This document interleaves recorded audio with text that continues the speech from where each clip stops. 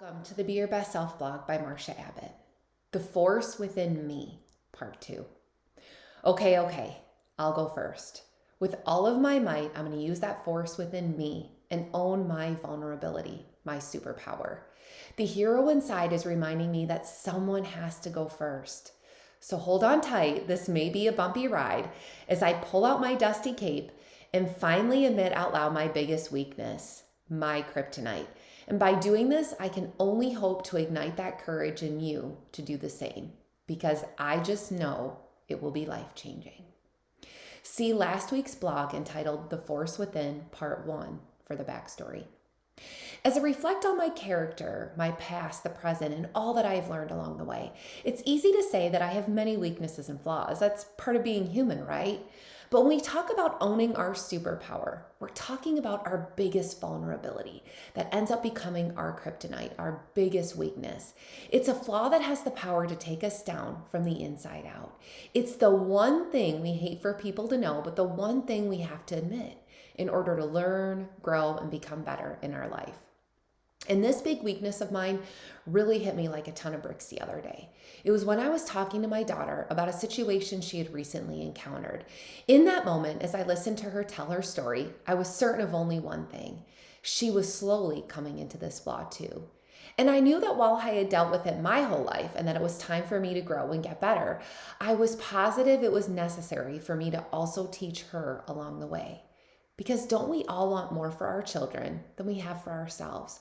And what better gift to give her than the knowledge to fight her kryptonite early on? So let me tell you about my daughter.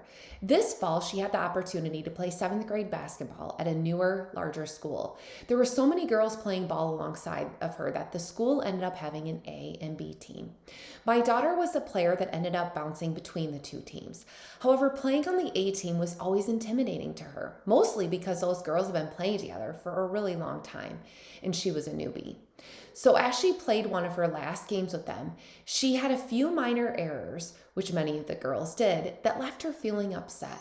She was so upset that she felt her 3 minor mistakes lost them the game, and she was sure others on the team felt it was her fault too. Now, as a parent watching from the stands, it was crystal clear that this was not the case. Many of the girls on her team that night had errors, and they lost the game because, frankly, in that moment, the other team was better. It was as simple as that. But as I saw my daughter cry to me that night, I also saw my kryptonite staring me right in the face. So what is this vulnerability that I've had my whole life? It's hard to admit, but I'm using this force within me to just do it already. So here it goes. I have a really hard time forgiving myself. And I mean, it's really bad. Let me expand on this. When I make mistakes and mentally fall flat on my face, it eats me up inside to the point that it isn't always easy to stand back up. Even when others in my life see these mistakes as pretty minor, to me, it is like a big giant flag waving nonstop back and forth in my mind. It's what I saw in my daughter that night as she thought her tiny traveling basketball errors were such a big deal in the game.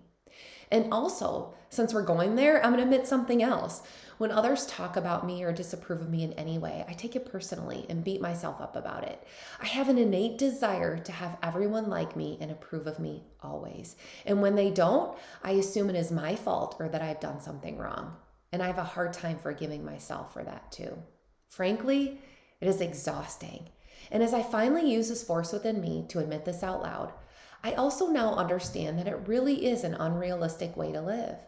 Actually, now that I have admitted this, I almost want to laugh at how impractical it has been for me to think I can avoid these situations in life.